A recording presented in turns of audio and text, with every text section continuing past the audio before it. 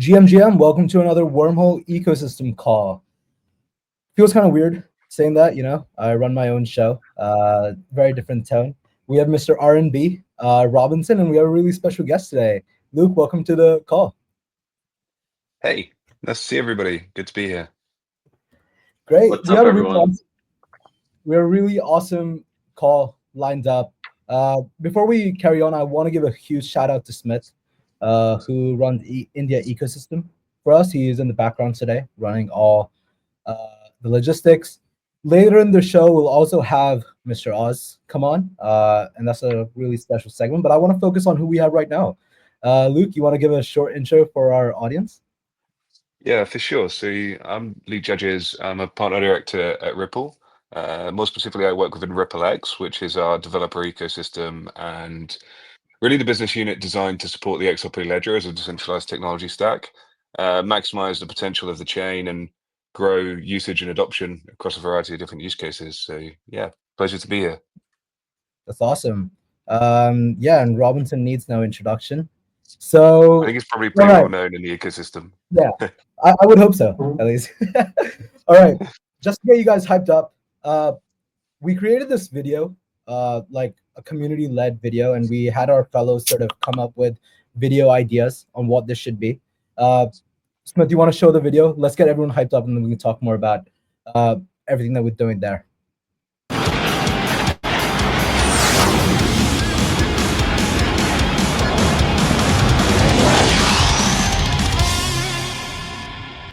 All right. I'm hype. That was Let's we go. took a lot of inspiration from Top Gun there. All right, Robinson, start us off as Smith pulls up the screen. Tell us about our experience working in a very new ecosystem for us. How is it on our end? And then we'll pass it over to Luke to talk more about working with Wormhole and what this integration enables. Yeah, absolutely. And Luke, thanks for joining us today again. Really appreciate it. And Rachit, thank you for hosting. Happy to be here per usual. Hello to everyone. I think, with the Ripple integration more broadly, obviously we're really excited because it's a new ecosystem, but it's very unique in the sense that the way I think about, and I want to be careful here about how I say some things. There's obviously XRP Ledger, there's Ripple, very much so separate in a lot of ways. And how I think about maybe Ripple and the XRPL ecosystem is a lot of, maybe the best way I'll say it is a lot of untapped potential. Obviously, there's things within the ecosystem that have done quite well. Obviously, there's the token has done well, and there's strong mindshare within Ripple.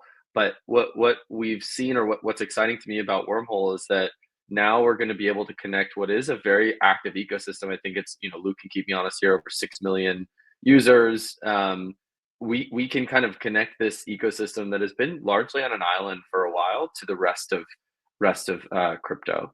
And I think that to me is the most exciting piece. A lot of people are very familiar with Ripple, very excited about it, but now a lot of that can be unleashed across chains like Solana, chains like Ethereum, chains like Sui, and vice versa, which I think is something we haven't seen yet. And obviously there's the XRPL component to this. There's also the EVM sidechain, which was recently announced, and we'll be announcing our connection quite soon, which is exciting. We're obviously connecting to XRPL, as we've also talked about.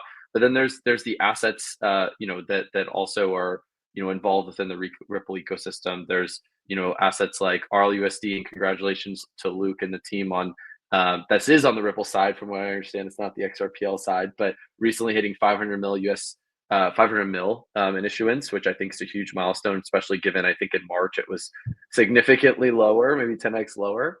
And then there's of course XRP, and starting to see a lot of these XRP assets. And I know that's very separate, but it's also exciting to see Kraken coming out with one, Coinbase coming out with one. And there's a lot of other teams doing it as well. So it's kind of a cool Cambrian explosion, or Ripple renaissance, if you will, that's kind of happening, and excited to be a big part of that.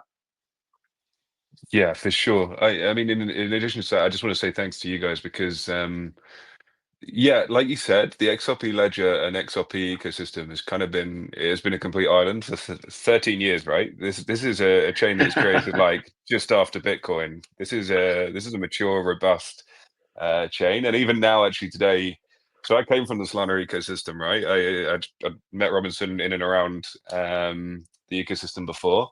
And even using the XRP ledger today, you realize that it's actually fast, cheap, stable. It's been around for 13 years and it's still just as cheap. It's still just as stable and it's pretty secure.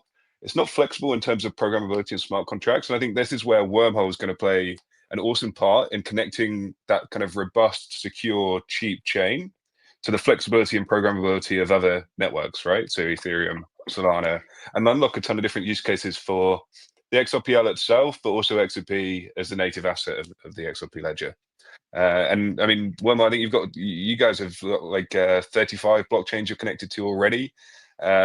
Huge network and that's continuously growing each day. And I think it's really time that XRP and the XRPL comes to play at the table with the rest of crypto. And I think it's been a long time coming. Absolutely, and I think fun fact too, and it's like amount of chains is actually it's great. You know, we want to make sure Wormhole is going to be connected to all the chains. You know, and that's something that the team's working on is in terms of like being able to scale that faster, but not sacrificing the security and decentralization component. But what's interesting is if you actually do a bit of digging, like a lot of things in crypto, of all those chains, really the majority of activity is coming from like 8, right? 8 to 10 is doing maybe 80% of, you know, whatever metric you want to look at, whether it's, you know, DEX volume on the chain or active wallet addresses, etc. And I think one of the biggest ones that we haven't been able to include that will help that metric increase is XRPL, and hopefully soon the EVM sidechain is you know, activity starts to ramp up there. But I always think that's kind of a fun fact. Like chains, there's a lot of chains, and I think, you know, more and more will get activity. But sometimes chain connection is actually a little bit of a red herring, and you want to look at like what are the 10 chains that are actually driving, you know, the most activity, and we're excited to prioritize Ripple because that is one of them, or the Ripple ecosystem. Let me use the correct terminology. Yeah, no worries. And I think, look, the XRP army are really quite formidable, right? Like you guys are going to see this as you post content, as you get engaged with the ecosystem, which I encourage you guys to do as much as possible and come and introduce yourself to the XRPL ecosystem. They are passionate bunch of holders. I know there's tribalism in crypto, but it's fantastic to see the passion in the community. And if you can activate them to be Wormhole ambassadors and champions, I think there's a huge beneficiary to both sides of the equation, right? Yeah, absolutely. And Luke, if you don't mind, you know, I know this. There's probably plenty of people curious, and Rachit, keep us on schedule here. But what do you think? What is the catalyst for the XRP army? Like, countless teams have tried to replicate it. It's just something that now that's just not, you can't replicate, right? You obviously come from Solana ecosystem. I think Solana has a strong community, obviously a strong base. I still don't think it touches what the XRP army has been able to achieve, and as an ecosystem, and obviously, you know, now largely in part in charge of XRPL as the chain too. So do you have any hunches, any bit of info, any bit of like alpha on how you think this was possible? Honestly, I can have hunches. I don't think I could be 100% bang on point on this one, but I think the fact that obviously when this was built with the whole kind of methodology or philosophy of just disrupting the traditional financial system, and it wasn't like long after 2008, right? So it's a similar sort of it encouraged that same sort of like psychological buy-in that Bitcoin did, just with a different user set. It was literally like a year after Bitcoin, right? And it's managed to capture a different percentage of the market rather than kind of Bitcoin maximus, but still people that are really passionate about disrupting traditional financial systems that I think they see as unfair, to be quite frank. Like they see it was not working, the system was not thinking, and that gives a sense of hope in disruption. And I also think I think that touches it as much as I can go into here. Yeah. No, I mean, look, if there were concrete answers to it, all the people that have tried to replicate it would have been able to do so. So if anything, it's a beautiful moat, and we can leave the rest to mystery. For sure. And it's definitely something that I experienced as well. On the next slide, we'll see some photos from Apex 2025 in Singapore, and we'll also see some photos from Robinson's panel. Apex 2025 was like really different for me because it was the first time I actually attended a conference in the ecosystem. One thing that I will say, Luke, everyone that I met from the team had been at the team for like more than 3 years. And if you look at like the normal crypto ecosystem in general, the average job length is like 9 months. That actually blew me away. Like people are really, really passionate and really, really into the mission statement. One thing also that I thought was really interesting, a lot of professors and PhD students were talking about how the technology is superior, how it's evolving, and how it's helping institutions come on board as well. Robinson, how was your time at Permissionless? Were there similar vibes? Were there similar sort of community members there? Yeah, absolutely. I mean, it was hard to get hold of Jack McDonald after because there were so many people that wanted to talk to him. And I think there's a lot of excitement also around RLUSD. A lot of the community members were talking about RLUSD.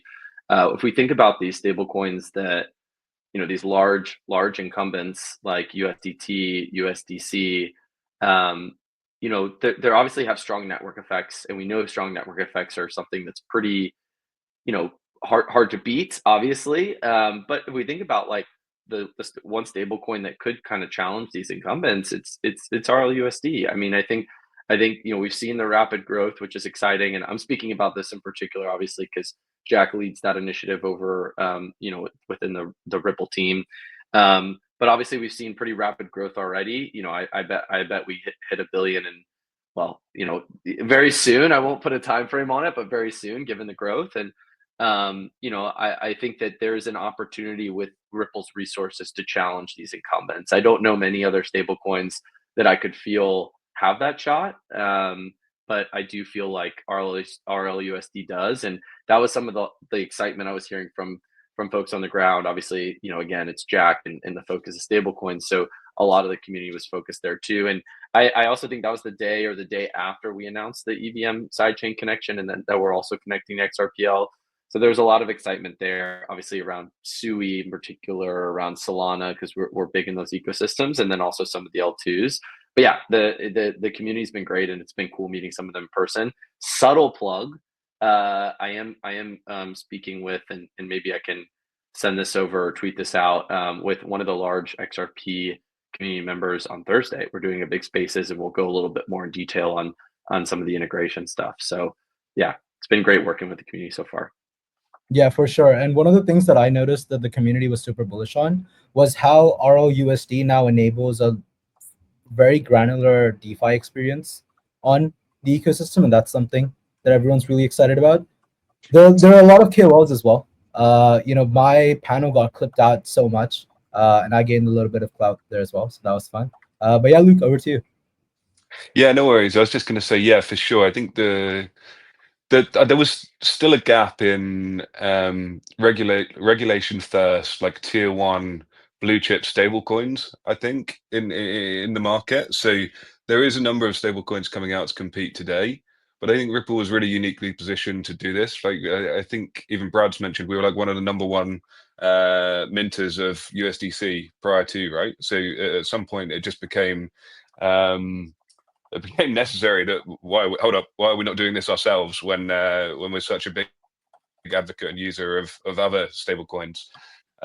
I think we obviously have a decade of payments experience as well. We've built a global payments network of licenses across the world for a number of years, and what goes hand in hand with XRP, the native asset, a stable coin that doesn't have that volatility and flexibility.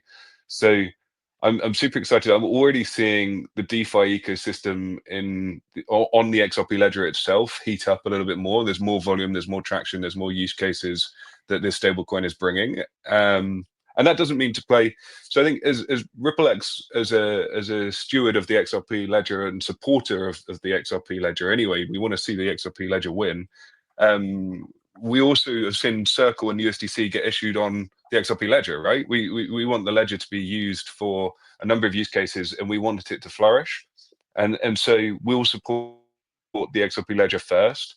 RLUSD, Jack will support that as his first priority, but my team will definitely be focusing on supporting the XRP ledger as number one priority. Sounds awesome. Cool. thanks so much for coming on, Luke. This has been really, really helpful. I'm sure that the community has learned a lot, and we hope to interact a lot more with you and your team. Thank you so much, guys. Cheers for your Appreciate time. it, Luke. Thanks. All right. Cool. Robinson, it's just you and me again. We have I have a really, really fun agenda for you. Yeah, I'm gonna be reaching and grabbing for a lot of takes from you in this one. We're gonna get a lot of clips out of this one. Smith, can we go to the next slide? That's why I put my rare wormhole trucker hat on. Yeah, just to prep, you know.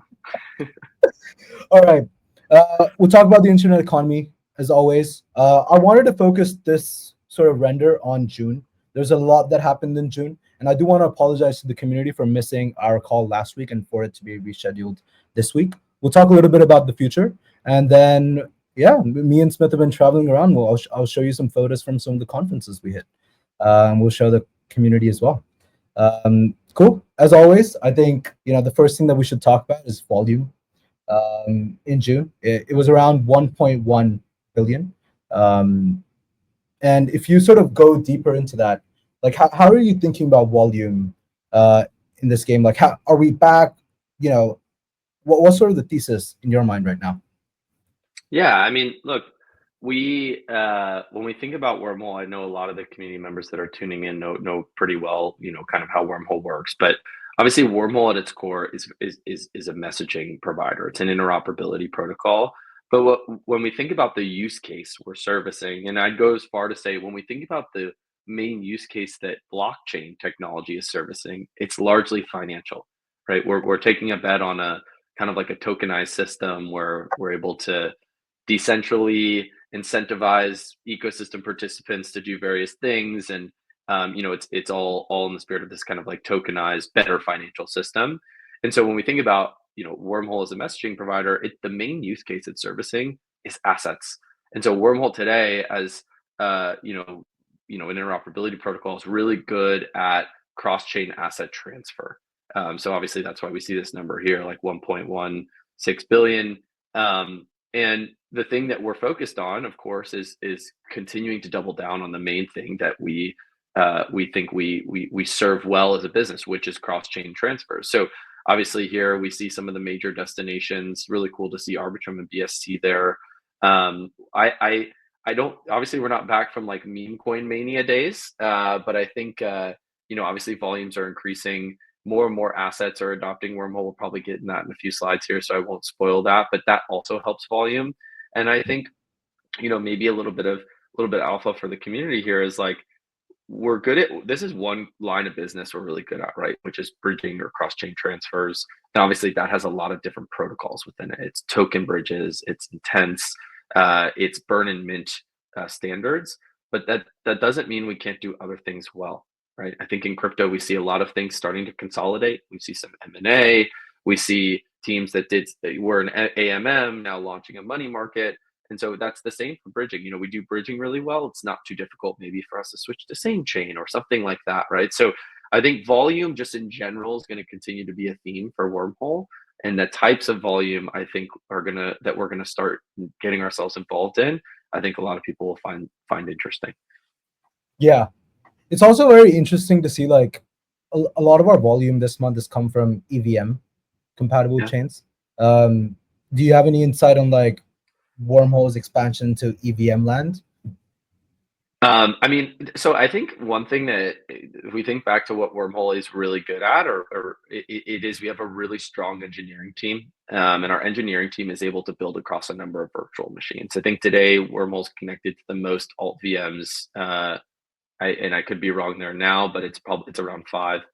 And so we do really well when it comes to alternate virtual machines. However, there is no kind of kidding yourself that the EVM ecosystem is still one of the strongest within crypto, even though Solana's had a strong rise, Sui's had a strong rise, etc. And so it's great to see that Wormhole's getting more and more adopted there. I think that's a testament to a lot of the stablecoins, obviously, that are adopting Wormhole. A lot of the RWAs, we continue to lead in the space when it comes to RWA adoption. Obviously, BIDL can move between a number of different L2s, Ethereum mainnet, so can ACRED. So we're starting to see kind of more and more, I would say, EVM land adoption, if you will. And we're of course going to continue to double down on that, coming off a great week in ECC at Con. So yeah, this is bullish. Yeah, and you mentioned all the assets that we were transferring across. Here are some of the top volume providers from last month. There's one that stands out that I know that we'd want to talk about a little bit more. Do you want to talk about our TBTC integration? Yeah, absolutely. So, yeah, I love this list. Love the top 5 list we got going here. Yeah, so I think when we think about assets that people really care about moving around a lot, it typically is stablecoins, ETH, and BTC derivatives. Those are kind of the biggest volume drivers. Obviously, here we have a native token that's Render, but other than that, we see BTC, and then we see ETH, and we see Sol. So like the native tokens. TBTC in particular, obviously, has been a close partner of ours for a while. We're expanding TBTC to Sui. So it's live on Sui, and we'll be connecting transfers very, very soon, which is super exciting. So we'll see this number continue to go up. Obviously, we saw Sui on the dashboard before being a volume destination, and if we combine that with one of the top volume assets, that's going to bode quite well. And what's interesting is continuing to see WBTC here be a strong contender. But then we get into stables. So this is where we do see a lot of volume as well. We've got some other big stables coming pretty soon, maybe a little bit of alpha there. But USDS obviously continues to be a good driver.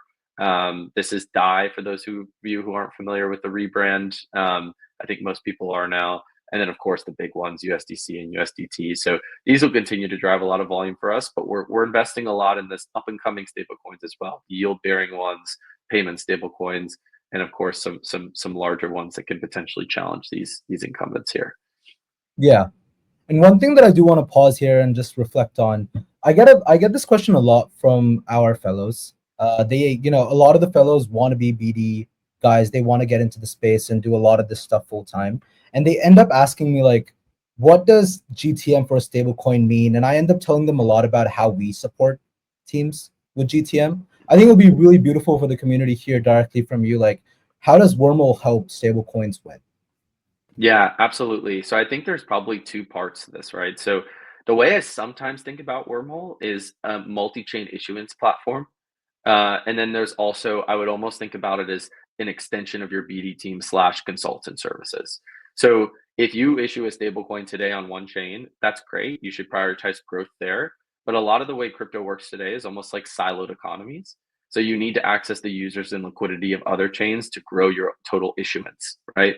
And so what we'll do is you issue a stablecoin on, let's just say Ethereum mainnet. That's awesome. That's a lot of liquidity, a lot of TVL there. But we'll help you issue that on other chains that have a lot of activity, a lot of issuance, et cetera, and you own the contract. So we just provide the framework, you issue the asset, you completely own the actual implementation or the integration with those chains, the issuance on those chains, and then we just help you shuttle it back and forth between them, or Wormhole does, keeping the supply the same, fixed. There's even security configurations you can add within the contracts. But I think the important thing is it's very much so out of the box. You own everything. We just help you deploy and natively issue across these chains.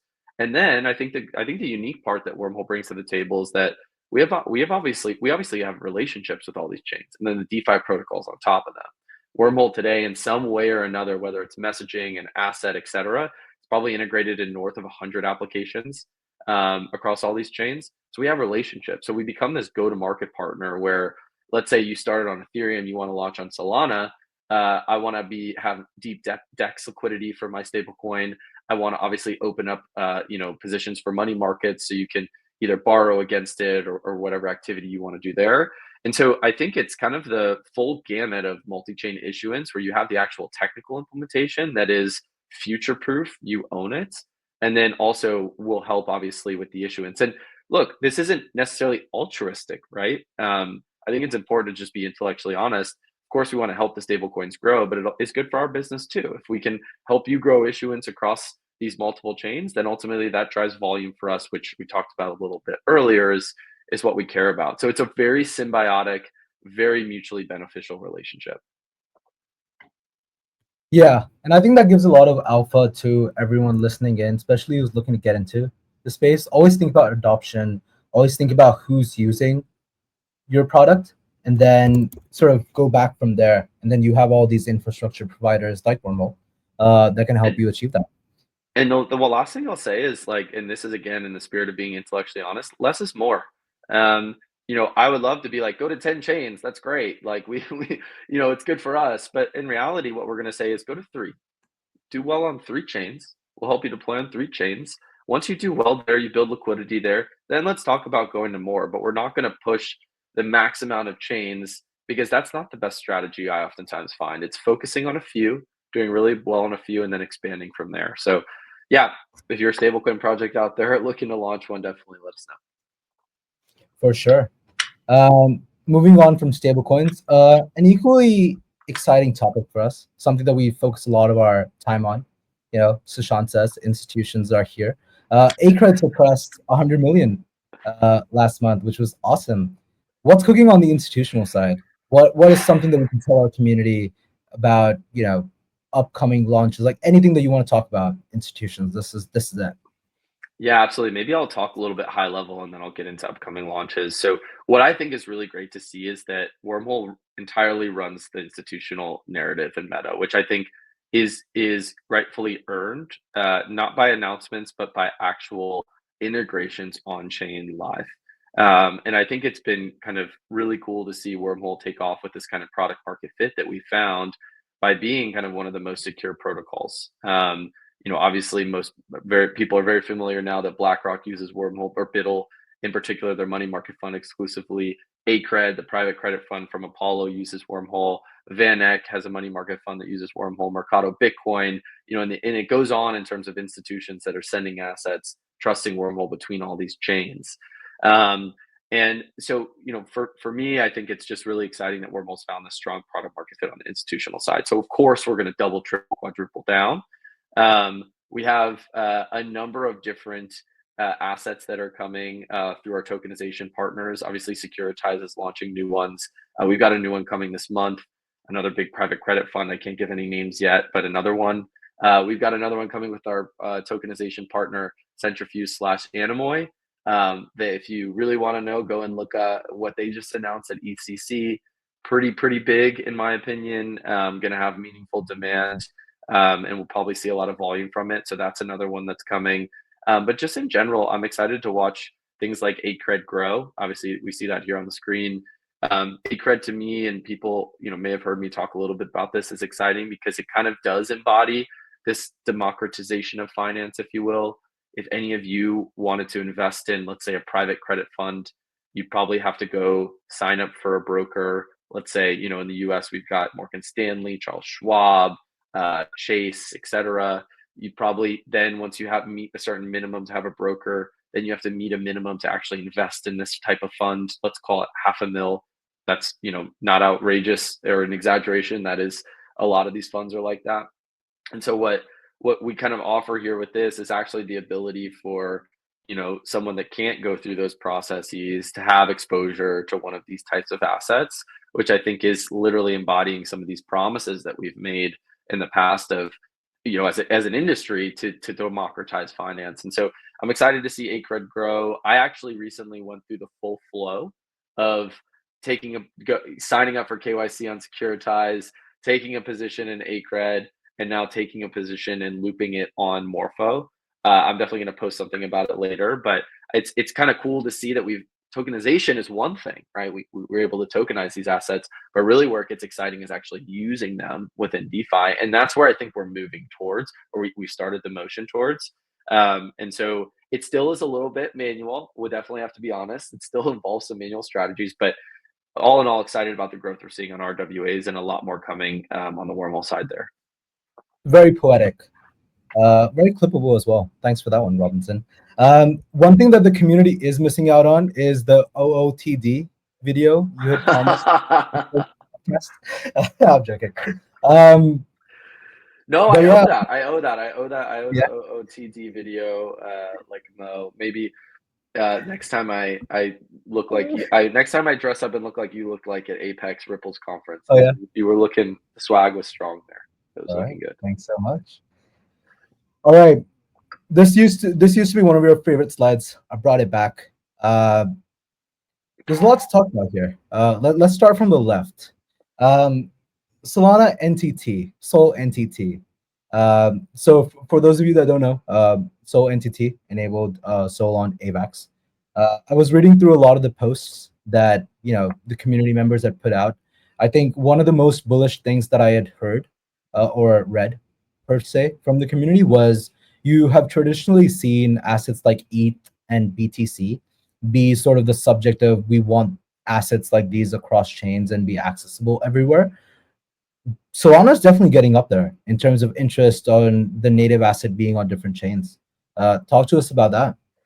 Yeah, I mean, look, the proof is in the pudding, right? We looked at the volumes, and Wrapped Soul is a top 5 volume asset.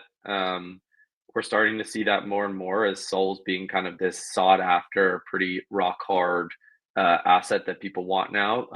Typically we'll see that be used as collateral within DeFi. That's kind of like the next stage. So for us, we wanted to work with the Solana Foundation, and obviously worked with Avalanche to issue more of a native version via NTT.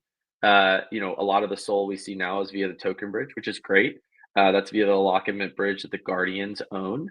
But NTT can be owned by the asset issuer themselves and be upgraded. And so this was a huge win for us. Obviously, Sol, I don't even know the market cap off the top of my head, but it's just one of the largest assets in crypto. So being able to secure some of that market cap, I think was a huge win for us and a huge signal in the trust of Wormhole. And I also agree that we're starting to see Sol used more and more across all these chains, similar to how you might think of ETH, very similar. It's almost like this maturity level that the asset's reached where it's hard enough for people to think about it that way. It's intangible in some senses. And so super exciting. And then also, with Polygon as well and Pol, kind of replicating the same thing there, where we want that asset to be able to move to other chains should people want to use it as collateral, or just maybe use it in any sort of DeFi context, etc. And so that was another big win, as well as, of course, it's a pretty big and legacy asset at this point. So really exciting on the NTT front. And the thing to keep in mind for the community is the more these assets that are using Wormhole, the more volume, right, and the more success we'll ultimately have. We'll talk a little bit about this later maybe, but obviously we're starting to think about fees a lot and what it looks like for those fees to go to W holders and things like that. So these are exciting catalysts, exciting wins that ultimately have impacts for those listening. Yeah. I think one thing that I do want to touch on, is there like a 30-second, 45-second pitch on why ecosystems with native assets should consider building markets on other ecosystems? Like, what is something that we would tell as like, hey, this is why you should do this? Like, why is Solana or Polygon doing this? Yeah, absolutely. I think there's a few things. Like, first of all, you're exporting mindshare. I think you're maybe I'll do one from the ecosystem's perspective and then one from the user's perspective. You're exporting mindshare. So like if Solana now is an asset that's pretty prolific on for instance, Avalanche, like those Avalanche users are going to start using Solana, buying Solana. Maybe they're only using the actual Avalanche blockchain and like applications on there. And so all of a sudden you get all the exposure to all these users, you get exposure to liquidity that's maybe Avalanche specific, and just rinse and repeat that with any other chain, right? And so it's very much so like a mindshare marketing issuance type play or motion that we've seen be successful, right? I mean, the volumes are a testament to that. And if you think about it from the user's perspective, some users don't want to sell these assets. They get in these positions, but they want to do things with them. And we do live in a fragmented ecosystem where certain DeFi protocols only exist on certain or on certain blockchains, excuse me, or certain like other applications that aren't DeFi only exist on certain blockchains. So if I want to stay in that asset position but use something on a certain chain, like I want to be able to do that. I think a good example is Bitcoin, right? Like people talk about Bitcoin as this, like they laud it as this, or they get excited about this asset for payments. But I don't know about you, Rachit, or those listening, but like I have Bitcoin and I don't want to sell it, right? I want to use stablecoins for payments. And so I want to use my Bitcoin typically as collateral for getting more stable coins so I can use them. And so I think we see that too with like with these chains, right? I think we saw 2 BTC. We're in the top 5 for flows for Wormhole. And what that shows is like you get into your BTC, you have your BTC, then how can I use that in these other ecosystems, right? I bet a lot of those BTC flows were between ETH and Solana, for instance. So from a user's perspective, you hold assets and you want to use them wherever and not have to care about the fact that they're on 2 different blockchains. And from the chain's perspective, you're exporting your mind share, your marketing. You're going to tap into these other ecosystems with more liquidity, tap into these ecosystems with other users, tap into these ecosystems with other applications. So I think those are both strong value props for both the actual chain foundation themselves and also the user that has the asset. Yeah, that's 100%. And on the topic of BTC, I want to progress this forward to our next partner, Stacks. I've just been seeing so many Stacks community members just talk about our Wormhole integration and just be like, oh my God, this unlocks so many different possibilities. So that's been really awesome to see.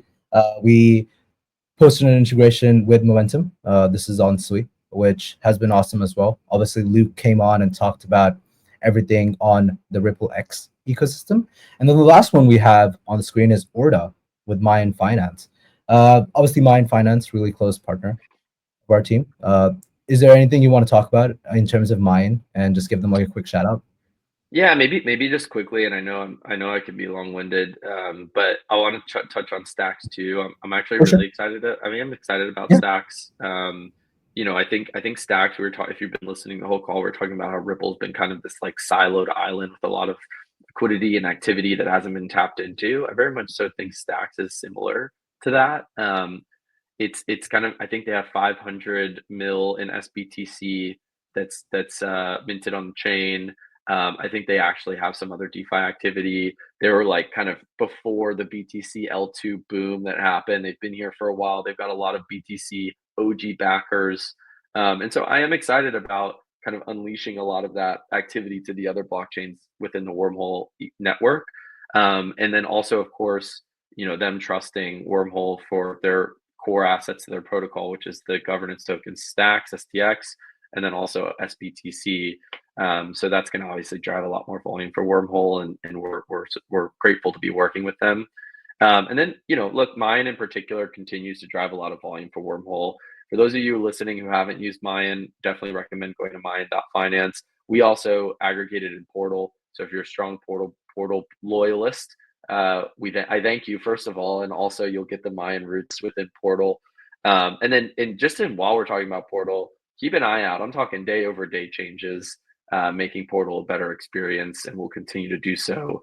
That's a huge priority for us this quarter, next quarter, and just in general for the ecosystem. Is there anything you want to share about Portal that excites you the most? I know we're talking about major updates now. Before we go on to the actual major updates, is there anything you want to talk about Portal? Yeah, I mean, maybe I'll just reiterate what I was saying is just we historically Portal, for those of you who've been with us for a while, have known it's kind of gone through its like ugly teenager phase when it was younger. And there's a few reasons for that. I think first and foremost is that we very much viewed ourselves as low level infrastructure, and we didn't really want to play at the front end level that much. We wanted other applications to build, and we still allow that. But one thing we've realized is we need to double down on the front end and making Portal one of the best experiences. So, Portal today does bridging really well.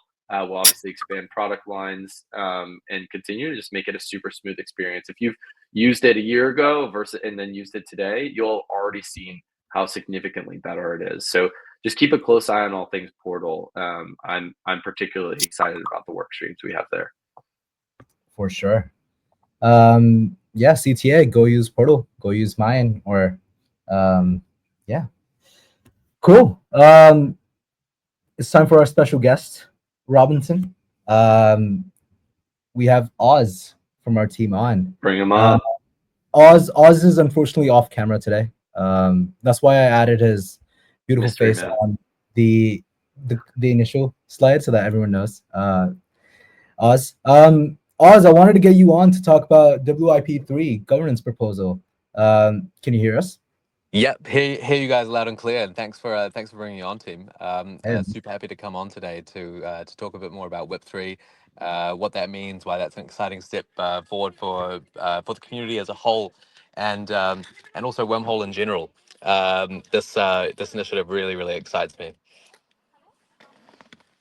awesome. Can you give a little bit more context for our community in terms of people who probably haven't seen it, what it's about, what it's advocating for, and what it would look like? Yeah, so WIP-3 is basically an endowment to the Wormhole DAO. If you haven't checked out the Wormhole DAO and all its machinations yet, I'd recommend you guys jump on Tally and check that out. You can also check out some of the top stats and the top proposals in the W dashboard as well, if you prefer to check it out from there. But Tally has all the bits and pieces. So WIP-3 has basically gone through a couple of weeks ago, and it's the first endowment for community grants, which is really exciting for a lot of reasons. And I think what this really means is, traditionally, Wormhole Foundation, we haven't had the complete bandwidth between us all to really, be able to reach out to every single one of the folks in the community ourselves, and even from like individuals to established entities that want to work with Wormhole, and be able to just hash out what a collaboration could look like. Why the community fund that's controlled by the DAO is really exciting is that the way that I see it is sort of several sort of phases, and can split up into sort of several groups. One is sort of I like to think of them as almost small like alchemist grants for conjuring something up. There's one level where you can get you can put forward a proposal to get small amount of funding from the community fund to basically prove out a novel idea. It can be a novel idea. It can be novel research. It can be something that adds value in that way. It can be a proof of concept as well. And this can come from, individuals who might want to make a contribution, whether that's technical research. And what's also exciting is that this can extend out in other ways than Wormhole Foundation has been able to extend out support before. It can extend out in other ways, such as community-led efforts, such as events, such as hackathons, such as events and things that we might not know about. So really the ask here is for you guys as the community, whether you're individuals, whether you're coming from established entities yourselves, come with us with ideas, whether they're community-led, technically driven, at a proof of concept stage, or trying to double down on something a bit wider. We want to hear your ideas, and we're here to really listen. And that's what really excites me about this particular initiative. For sure. Oz, just for community context, are you open to DMs in terms of people who want to submit something? They might just want to get it reviewed freehand. Is that something that you're Yeah. offering? Yeah. I think that's totally fine. Look, if you guys want to reach out, you guys can reach out directly. I'd encourage that. If you're feeling a bit unsure about how to frame something or how to frame a proposal, more than happy to look, more than happy to help. I'll get my Telegram deets included at the end here, but it's at am_Oz, so it's am_OS. For anyone that's listening there, but I'll get that shared out a little bit more widely.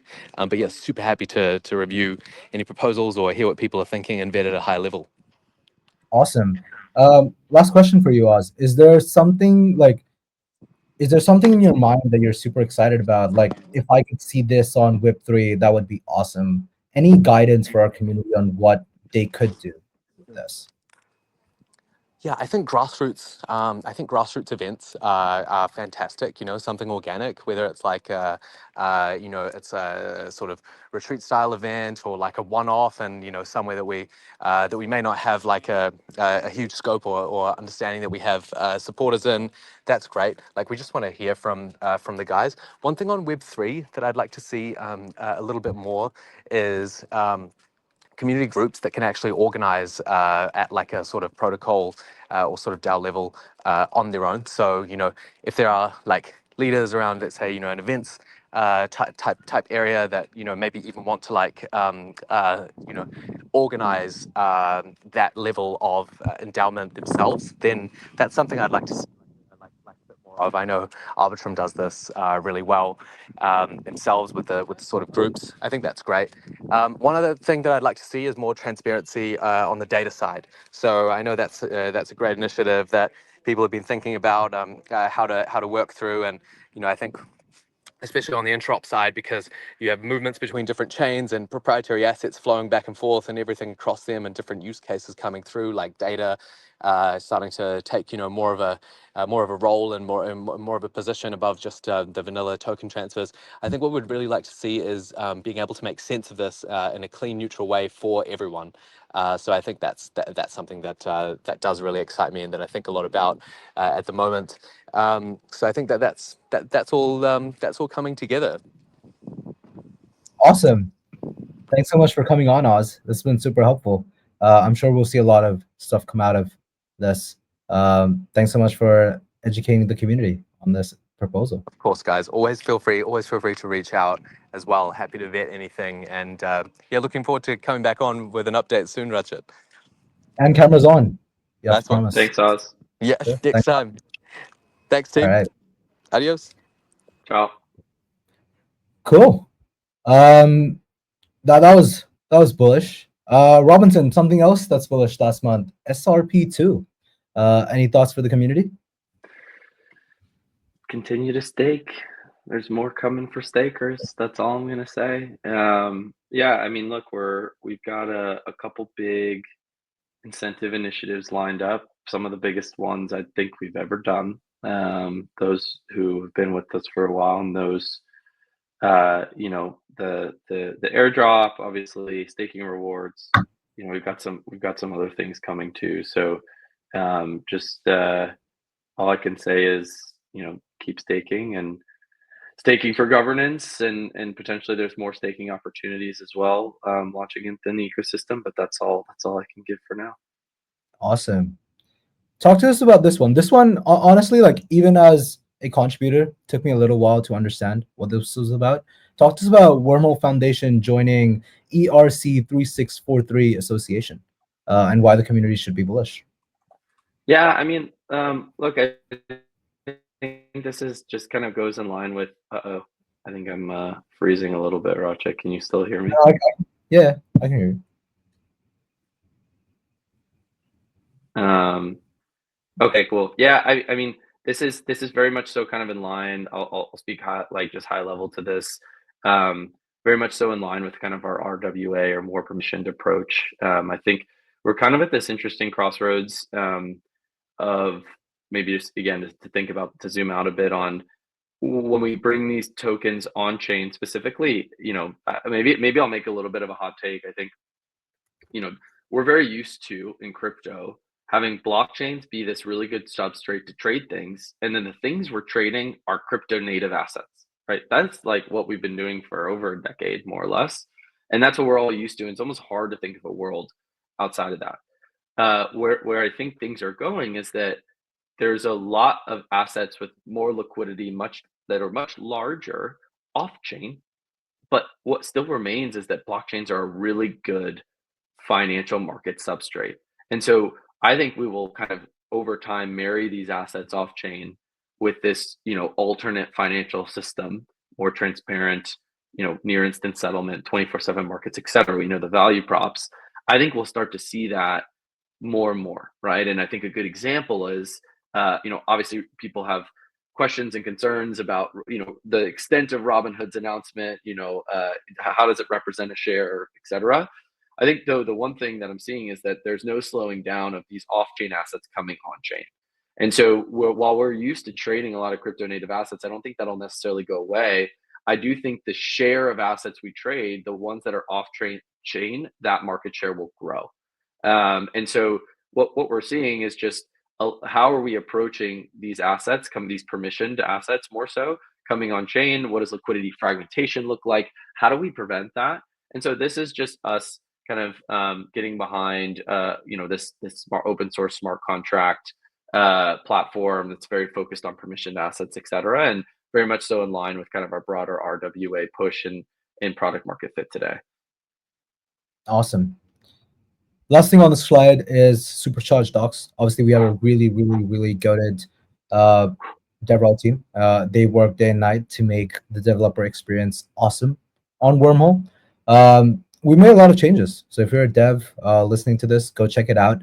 One thing that I will say, our DevRel team, Pal, Evgeny, shout out both, cracked and very open to feedback. So and that's their only one ask. Like, they were like, you can talk about the docs, but if you can ask the community to give feedback on what they'd like to see more, what else should we include, is there something that's extra, very, very open to feedback. So please feel free to reach out to them for any suggestions. Cool. Last segment here, Robinson. We'll talk a little bit about the APAC summit that we went to. And we'll talk a little bit about upcoming events and where people can connect with us IRL as well. So me, Smith, Nilavo, Pao, we all went to Vietnam for the Solana APAC summit. What was really interesting was a lot of our Wormhole Sigma teams, you see James and Dre, James, the founder of PolyQuest, and Dre, the founder of EnzoFi. They were out there advocating for Wormhole as much as Pao, me, Nilavo, and Smith were.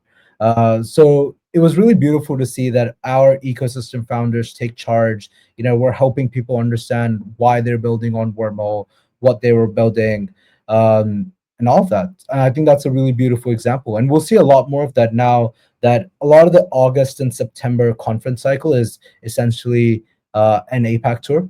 So, you'll see Wormhole in Vietnam, you'll see Wormhole in Indonesia, we'll be in Korea, we'll be in Singapore. We're coming to you. We'll also be in Hong Kong. It's a really awesome time. It's a really great time to be building on Wormhole, and our team's working day and night to help you get there. Cool. That's it. That's all we have for today. Robinson, do you have any closing thoughts for our community? No, or maybe I always have thoughts. I just think just stay tuned. Sometimes we've been here for a while. Wormhole, we will continue to be here for 50 years to come. I know that sounds crazy. Wormhole, technically, it's decentralized. It'll exist forever. And I just would stay tuned through these next few months. The team's really heads down, building a few big things, working on a few big integrations, and yeah, I mean, I know we oftentimes say big weeks, but maybe it's time to say big months. So I know it's summer. I hope, well, at least in the Northern Hemisphere, I know a lot of people are taking time off. But we're here, we're heads down. And a few call to actions, I think, for the community too. Let us know about the docs, reach out to Oz specific to governance stuff. And in general, thanks for tuning in as always. Awesome. That's it. That's the ecosystem call. We will see you every month going forward. That's a personal promise. I'm Rachit, and I'm here with Robinson. And yeah, we'll see you next month. All right. Yeah. Thanks, Robinson.